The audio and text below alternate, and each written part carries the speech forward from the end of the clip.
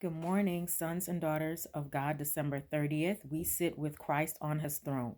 Revelation 3:21 says, "To him that overcometh will I grant to sit with me in my throne, even as I also overcame in them and am set down with my Father in his throne." In these words, an individual work is laid out for each one of us. We are to make determined efforts to overcome as Christ overcame. From this warfare, no one is excused. If for us the gates of the holy city swing ajar, if we behold the King in his beauty, we must now overcome as Christ overcame. He laid aside his robes of royalty, his riches, and for our sake became poor that we might come into possession of an immortal inheritance. In our behalf, he met and conquered the prince of darkness. The lessons of self control should begin with the infant in its mother's arms.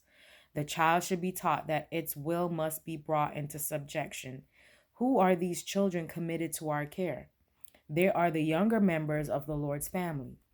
He says, "Take these children and train them so that they will be polished after the similitude of a palace, prepared to shine in the courts of my house." What an important work that parents have.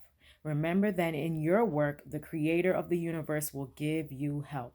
In his strength and through his name, you can lead your children to be overcomers. Teach them to look to God for strength. Tell them that he hears their prayers. Teach them to overcome evil with good. Teach them to exert an influence that is elevating and ennobling. Lead them to unite with God, and then they will have strength to resist the strongest temptation. They will then receive the reward of the overcomer. You lose much by not studying with greater earnestness and care the life of Christ.